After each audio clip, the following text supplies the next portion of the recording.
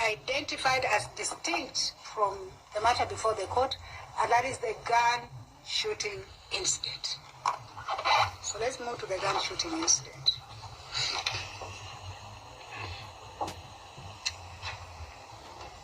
By an OB, number 79 of 21st of September 2018, produced in this court as prosecution exhibit number 33, the first accused person reported at Langata police station that while he was going home, Royal Park Estate, he was shot by thugs in what was described as a robbery.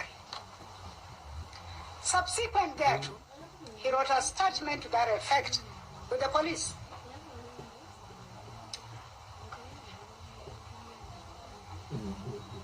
Similarly, the second accused person on 28th of September 2018 wrote a statement in support of that report that the first accused person was shot by thugs while going home.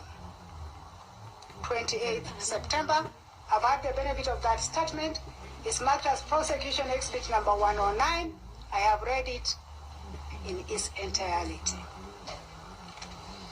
It suffices to note this. On 29th, the following day, the second accused person writes yet another statement on the shooting incident and retracts what she has said in the statement of 28th of September 2019. This time her evidence and her statement is that no. He wasn't shot at the gate. It's an incident that took place in our house.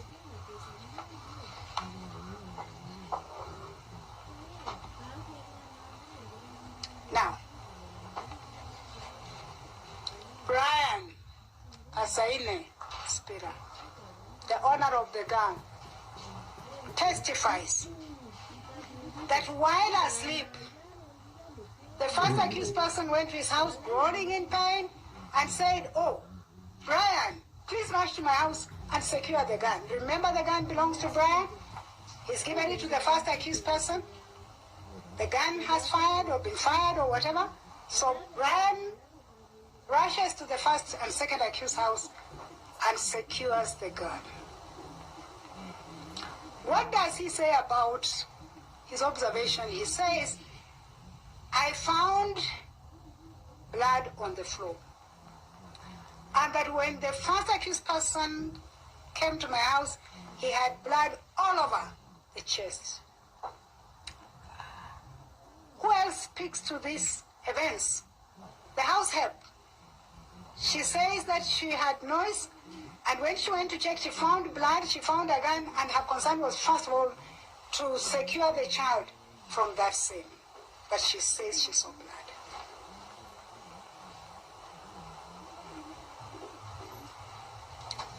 There is evidence of PW27, Eunice Mohammed, who was the caretaker at Royal Park Estate. He says, "No, if there was a gunshot incident at the main gate, I would have known as a caretaker. There wasn't."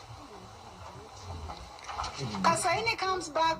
Remember, Kasaini was a neighbor to the accused persons, and he says, if there was a gun incident in our estate, ingewekwa kwa mtandao ya estate association WhatsApp group, it wasn't there.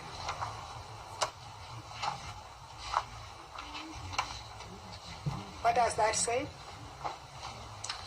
It is the finding of this court that the report made to the police by the first accused person, the statement made by the second accused person on 28th of September was false.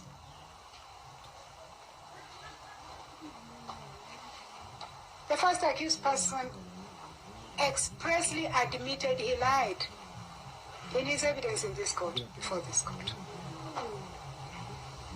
Now, what is informing this lie? It is very clear that Brian Kasaini had given the first accused his gun without authority. And so according to Brian, when he realized that his gun has been used, his first concern to the first accused person was, "What are you going to do?" And the words of Brian in his evidence is that the first accused person told him, "Do not worry.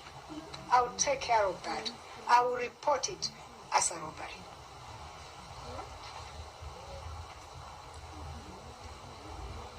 Now, let's look at the legal, natural, probable, and moral consequences of a lie.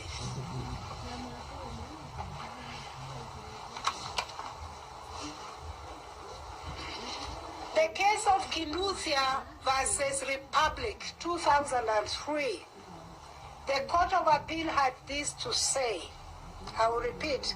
Kinuthia versus Republic, 2003, EKLR. The court had this to say. I quote.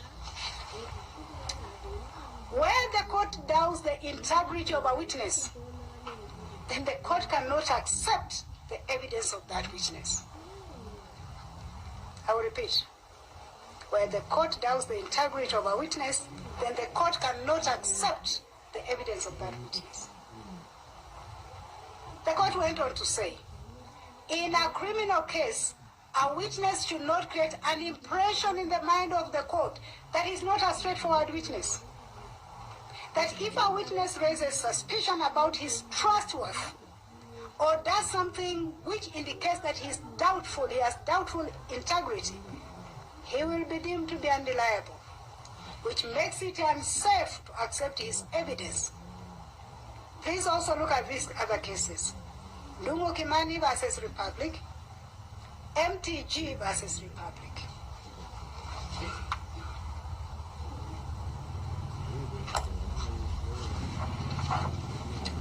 My analysis of the evidence.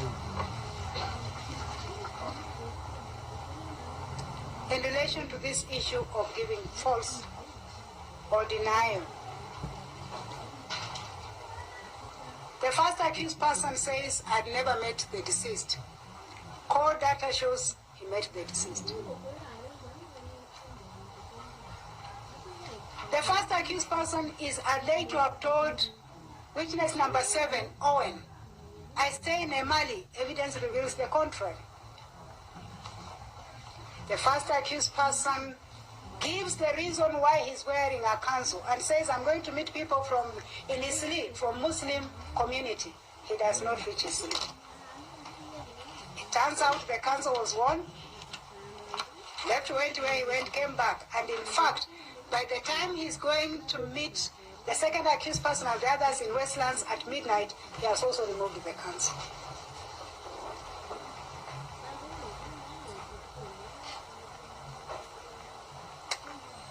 The first accused person asked Kasain to give him a gun for training. The gun is found, evidently, at the time the offense is being committed, at the scene of the offense. And of course, his own confession, I lied about the gun shooting. The second accused person contradicts her own statement by the statement of 30th and says, 29th, now I'm clear in my mind. The statement I gave you yesterday was a lie. Statement of 28th was produced as exhibit 109. Statement of 29th was produced as exhibit number 10. Once it's produced in evidence as exhibit, I use it.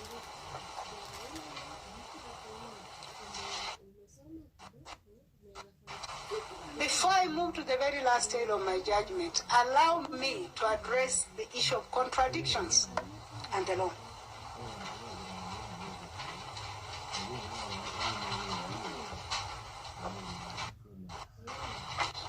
It is the first accused, and by extension, of course, the second accused again says, look at all these contradictions in the case of the prosecution and find that the prosecution have not proved their case beyond reasonable doubt. The case of John Nyaganjuki and 4 others versus Republic. The court says this. In certain criminal cases, particularly those which involve many witnesses, discrepancies are in many instances inevitable. I'll read again. In certain criminal cases, particularly those that involve many witnesses, discrepancies are in many instances inevitable. Philip Zioka Watu versus Republic. Court of Appeal had this to say on contradictions. However, it must be remembered that when it comes to human recollection, not witnesses recall exactly the same thing to the minutest detail. Some discrepancies must be expected because human recollection is not infallible, and no two people perceive the same phenomena exactly the same way. Joseph Maina Mwangi versus Republic.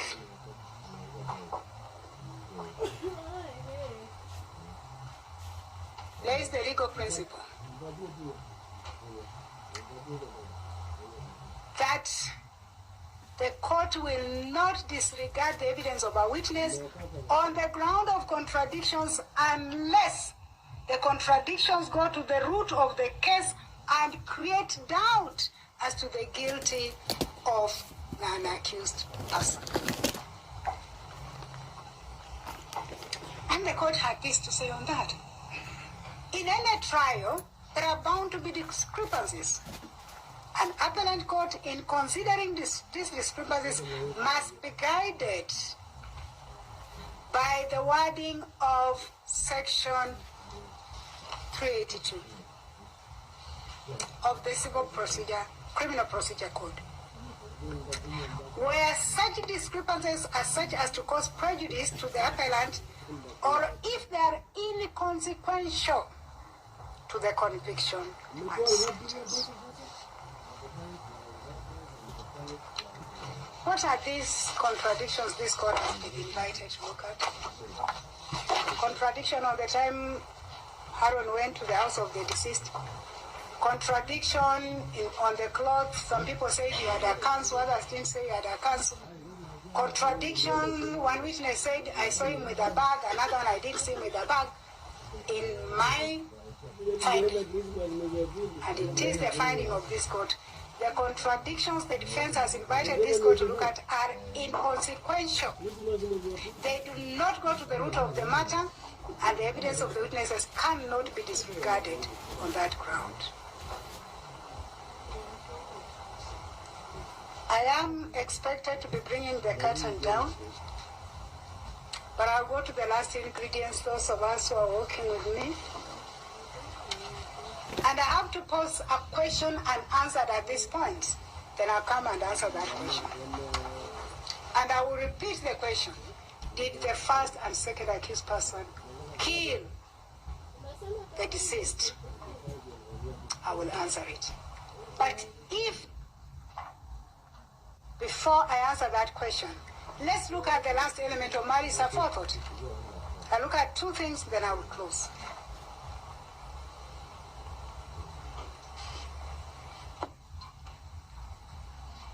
I'm sure you're wondering what is the next thing she's going to look at, so let me whet your appetite.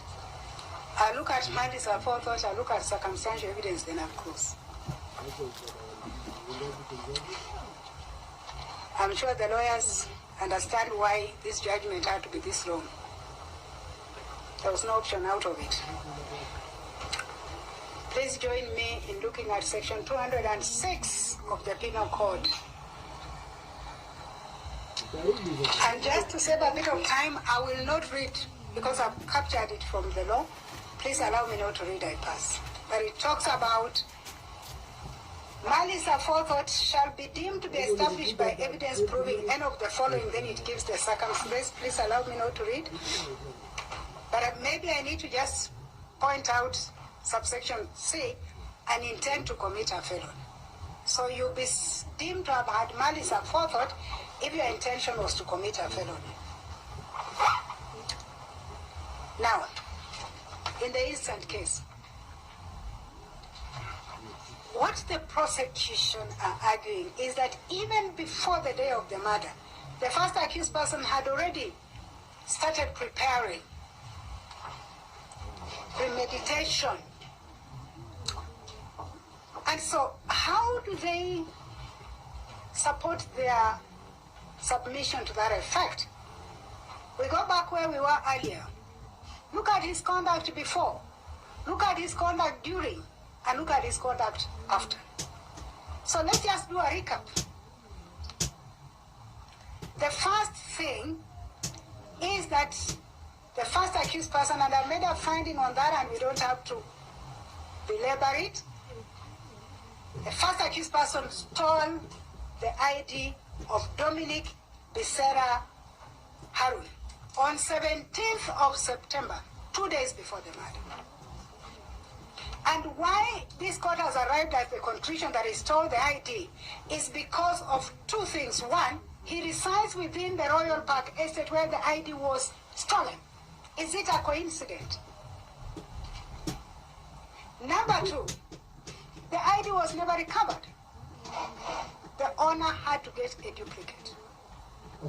And number three, the witnesses to whom he presented that stolen ID have identified him on the ID parade as the person who presented the ID. So it's not hard to join the thread. And my finding is that the first accused person stole the ID of Dominic Becerra Harun 2 days before the commission of the offense. Secondly, the evidence analyzed reveals that this first accused person, other than the cloth he was wearing, he carried a bag, and the house help has testified that he had a bag. That evidence of the house help has been corroborated by the evidence of Jennings, whom he joined and who was his friend. And Jennings says, yes, he had a bag, and it's in that bag that he removed a counsel. So the question is, why didn't he wear a counsel right from the time he left home? Does the carrying of the counsel to be worn just before the murder and removed immediately the murder part of the plan? Does it constitute malice aforethought? Number three, it is evident that he had borrowed a gun from Kasaini. He was supposed to return the gun after 2 days. He didn't. Then just before he went to the deceased house, he took the gun and went with it. Does the fact that he borrowed this gun even before the due date, or the material date, or the fateful night, part of his plan to commit the murder? The statement to Owen. In other countries, you can commit an offense and walk out with it. You can't walk out with it, but in Kenya, you can commit an offense and walk out with it. Because, and even impersonate, no one would really follow you. We don't have that. What does it speak to? Number five, the evidence of Jennings is that he was left waiting for the first accused person at a petrol station. Earlier on, when they're having drinks and food, they were discussing about setting up a security firm or company. He says that when the accused person, before the accused person left him waiting, he told him, I'm going to meet, he spoke about a girlfriend who was coming from South Sudan. And he says when the accused person came back, he told him that he had quarreled with a girlfriend from South Sudan. But even more so, that when he came back, he looked agitated, he was not in the mood, and seems to be in a hurry, and he didn't want to advance anymore the discussion they had.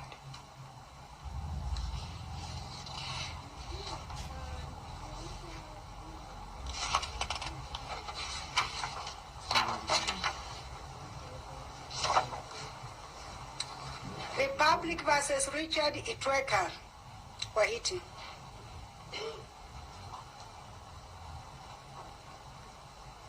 Does the nature of the injuries that the deceased suffered speak to malice aforethought? That case, the court held that severity of the injuries is evident that they were inflicted by a person who had no any other intention than to cause grievous harm and kill.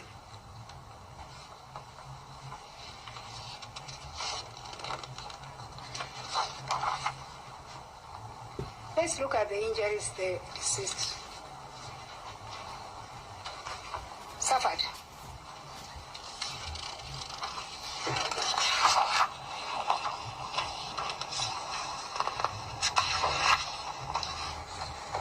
I'll take you to the doctor's evidence.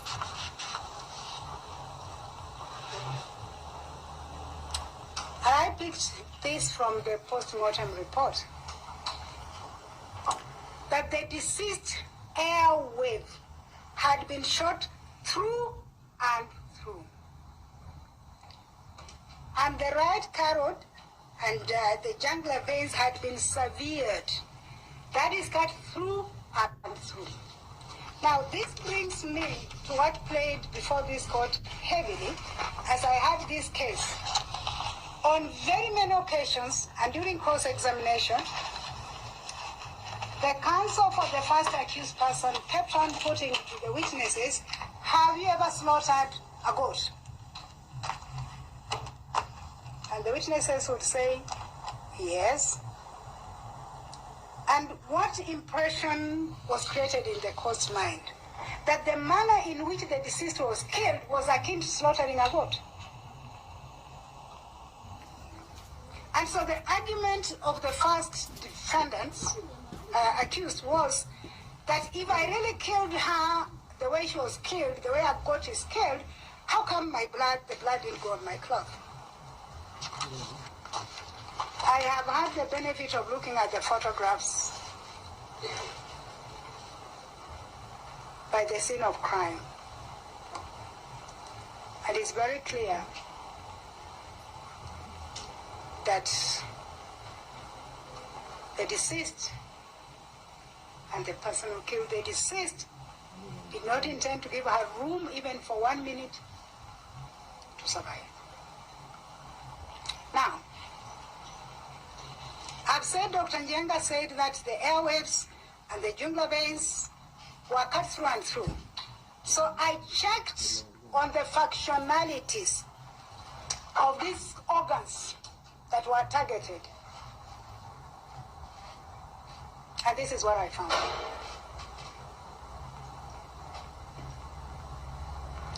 The carotid arteries are major blood vessels that provide one's brain, supply blood to the brain.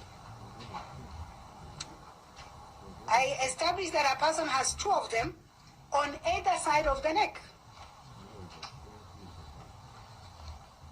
I discovered that they're actually a cause of at least 1/3 of all strokes. And that a stroke occurs when something blocks blood flow to your brain and causes brain injury. Therefore, they are a very important part of one's circulatory system that sends oxygen-rich blood to organs and tissue in the head and in the neck, including the brain. I then checked on the veins that were targeted. And I discovered from my search and reading, they are major blood vessels that stretch from the upper head, from the head to the upper chest. There are 3 pairs, total of 6. And the reading, my further reading shows that when the arteries and the veins that were injured on the deceased body are severed or they're cut, then no blood is supplied, and the victim cannot even survive for a minute. It is my considered observation, opinion, and finding. And it's noteworthy that this deceased person had injury on the neck only, occasioned by a sharp object. It is my considered opinion. The target of the neck clearly indicates that the perpetrator was fully aware, intended to, and did actually target for purposes of instant death of the deceased person. Does this connotes malice aforethought? I did, and I've made an observation. When you look at those photographs, you don't want to look at them again. The slitting of the neck was not just on the front, right up to the back. And I made an observation. It's no wonder then in our hearing we heard of slaughtering of a cow or a goat.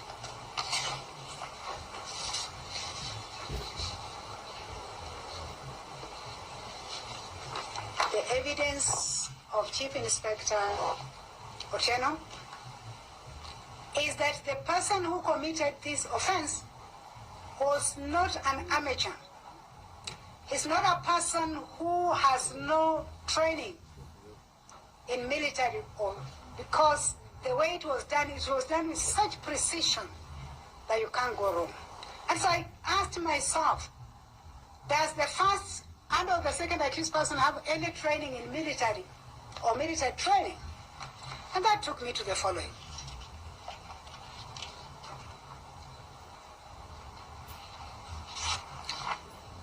According to the evidence of the prosecution witnesses, and I'll start with evidence of Jennings. When he met the first accused person, they were on a VIP protection exercise, and it said that that is when the US president was in Kenya. And he says they then became friends, and they were actually discussing how to form a security company.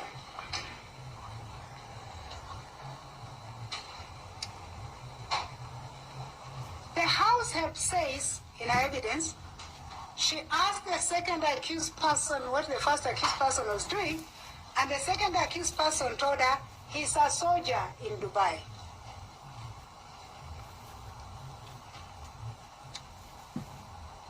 Owen says the deceased introduced the first accused person as a security in Interpol and Office of the President. In fact, according to Owen, they even spoke how he was going to help this witness secure a firearm.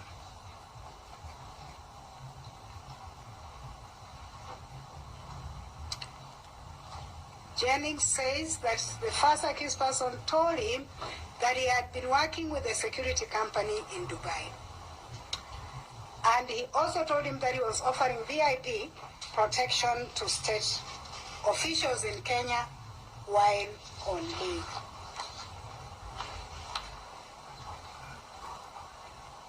According to Kasaini, he gave the first accused person a gun because he knew the first accused person was working as a private military officer who covered several politicians under an undercover, so to speak.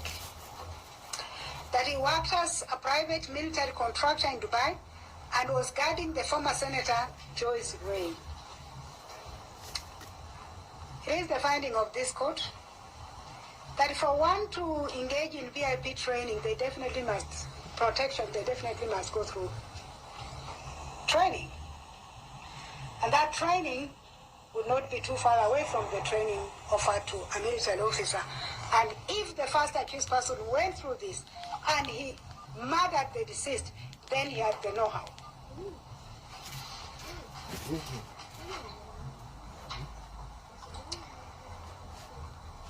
The conduct of the first accused person and his conversation with the deceased brother. When the deceased brother told him, look, can you help me get press? Can you ask your fiancé who is in the media industry? It is in evidence the first accused person told him, forget about the media, they won't help you. I don't know, you are here. I have a private company, let me do it for you. What does that statement speak to?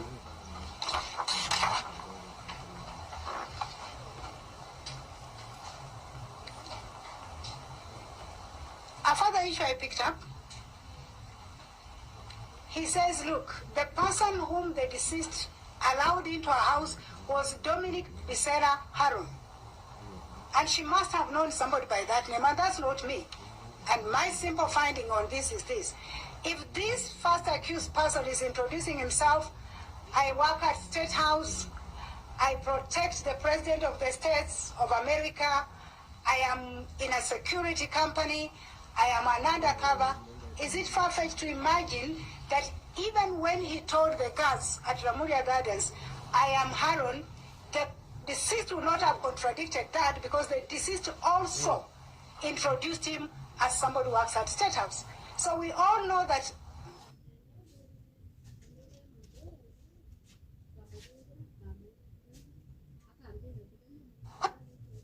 their true identity. And that could inform why, even when he said, I'm Harun, and the deceased, knowing whom he has said he is, would quickly say, let Harun come in. And then in the house gives him his true identity to the other persons in the house as well. So I didn't find it difficult in coming to a conclusion that it is explainable. Is this case based purely on circumstantial evidence? And has the prosecution met the threshold of circumstantial evidence? You'll allow me to just pick extracts from the cases. I'm coming to the tail end of my judgment. Cases that speak to circumstantial evidence. Some very critical areas, I think, will guide my findings.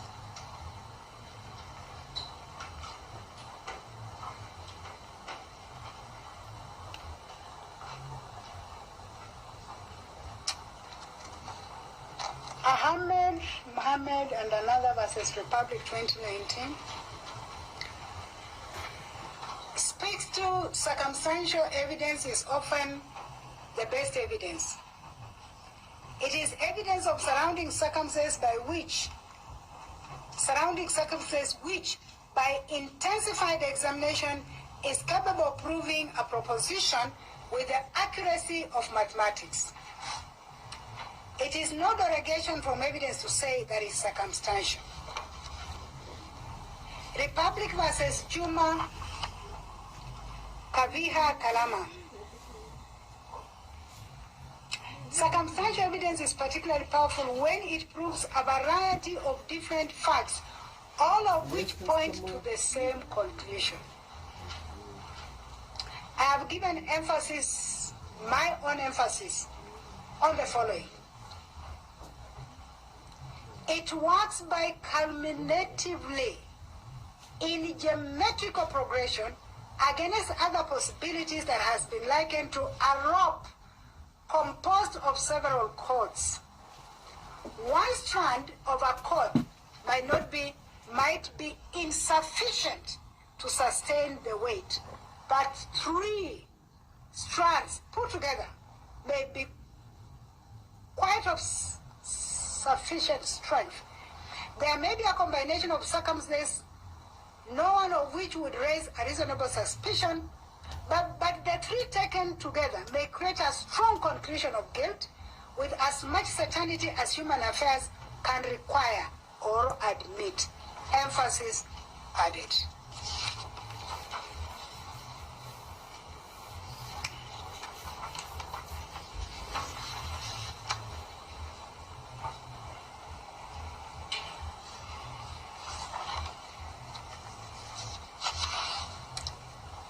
Having considered the evidence in this matter, it is the finding of this court, yes. The case is based on circumstantial evidence, but the prosecution has adduced adequate evidence and has met the threshold. And to sum up, did the first accused person kill the deceased? It is the finding of this court. I'll play back for purposes of my finding. The first accused person stole the ID of Dominic Becerra 2 days prior to the commission of the offense. armed himself with a gun, carried a council, put it over his cloth, went to Ramuria Gardens, disguised his identity, gained access to the apartment of the deceased, murdered the deceased, left the deceased house, changed his clothes, and eventually went home and burnt the cloth which he wore during the commission of the offense.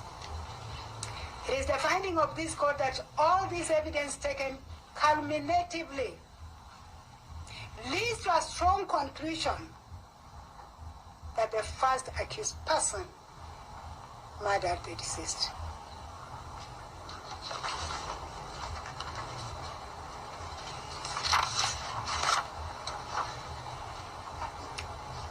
And therefore, it is the finding of this court that the prosecution has proved beyond reasonable doubt all the ingredients of the offense of murder, the death occurred, the cause of that death, the person who, and in this case, the first accused, I'm still on the first accused person, committed that offense.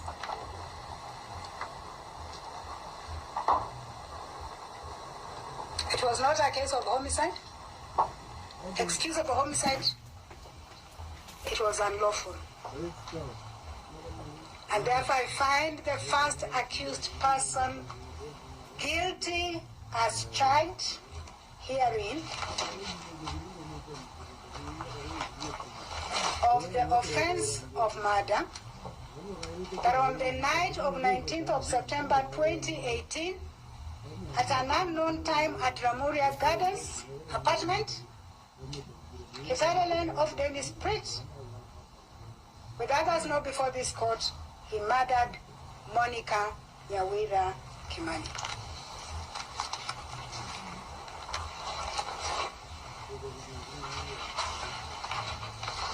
The evidence by the prosecution against the second accused person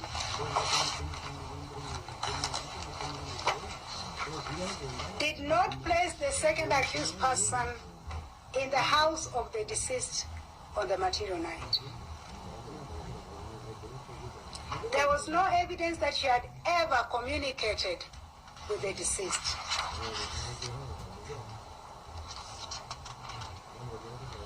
The evidence that the prosecution have brought before this court on the second accused person relates to the events of 20th of September 2018, and that is the shooting incident.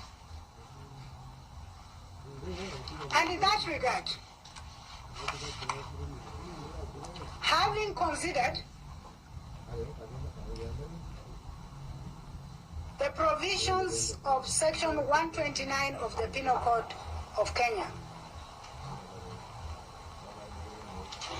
and the second accused person having had no objection to her two statements which she gave the police. One saying that the second accused person, the first accused, was shot in the house, and then retracting that statement the following day. Only leads this court to the provisions of Section 129 of the Penal Code, which states as follows. That Section 128 creates an offense, which is an offense of giving information, false information, to a person employed in public service, and states as follows. Whoever gives to any person employed in public service any information which he knows or believes to be false, intending thereby to cause or knowing it to be likely that he will thereby cause the person employed in public service A, to do or omit to do something which the person employed in public service ought not to do or omit, if true state of facts respecting which such information is given were known to him, or two, to use lawful power of the person employed in public service to the injury or annoyance of another, is guilty of a misdemeanor and liable to imprisonment for 3 years.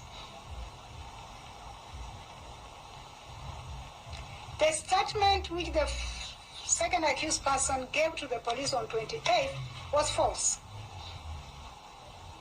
The statement was given to a person in public service. The statement intended that that person investigates that offense.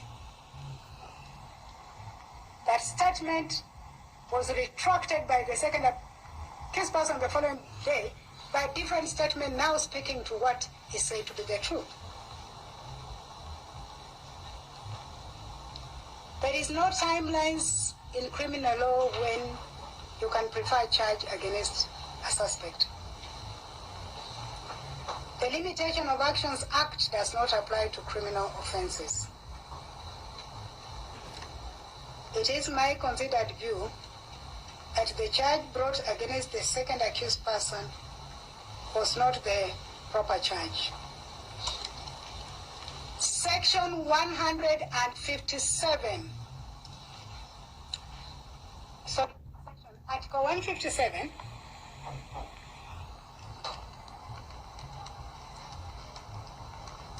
gives the power to institute and prosecute a person suspected of committing the offense in the office of the Director of Public Prosecution. And the question posed at this stage is, was there an offense committed when the second accused person gave a statement to the investigating officers at Langata Police Station, which turned out to be not true? I say no more. The office of the Director of Public Prosecution know their mandate.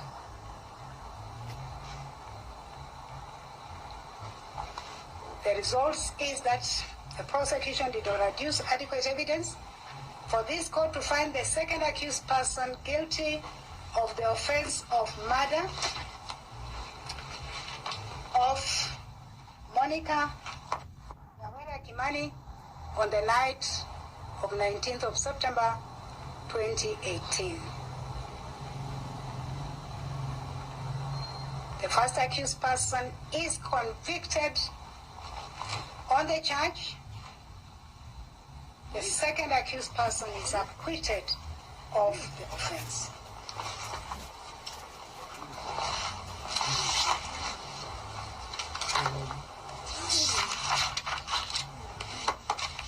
That is the end of the judgment. We move to the next stage.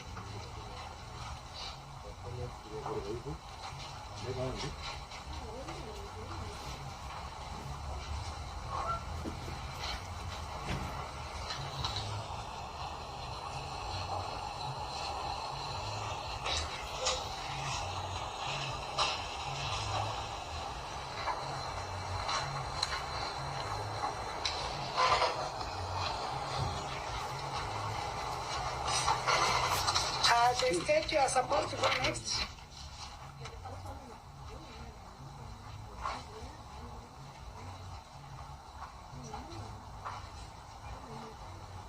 So I am expecting the records. Ibene.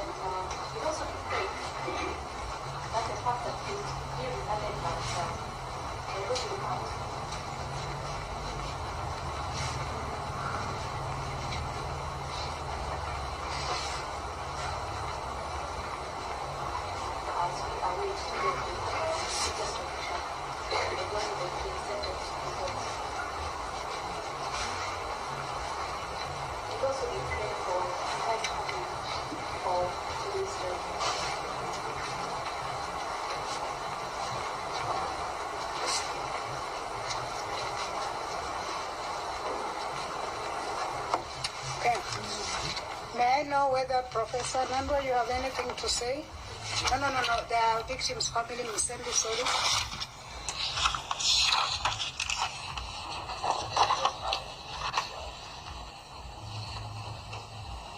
Professor Nando, yes. Okay.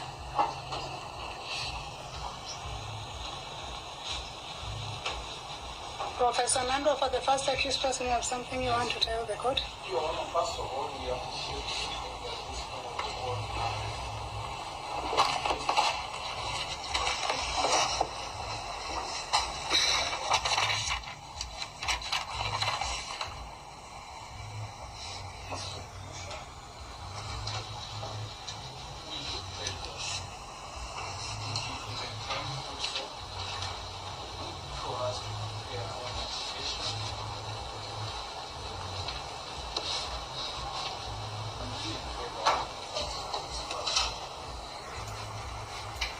we also indulge the sick, the judgment of this court that it maintains the terms that were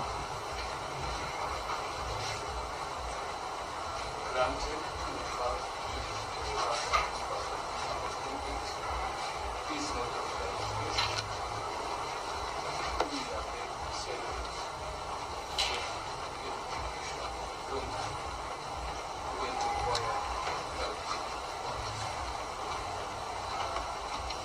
we also pray that the experts and other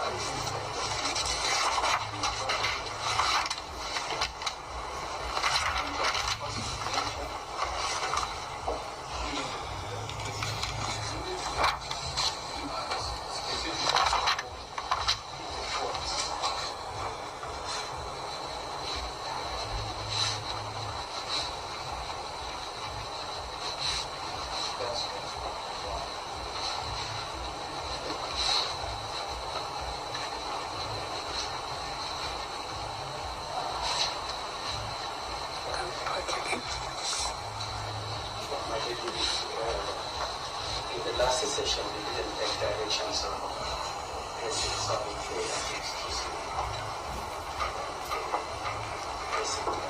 That's okay. The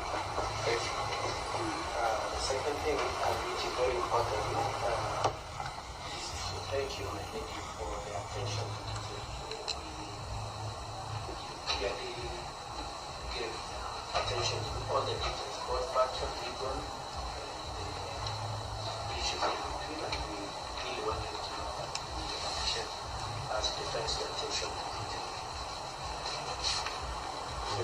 for the second accused, we want to say,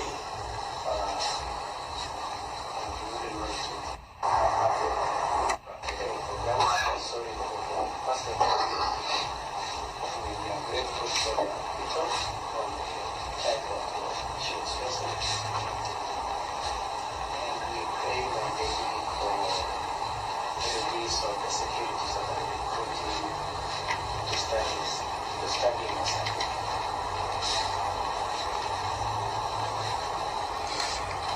You are asking for the release of security? Yes, we pray. That is,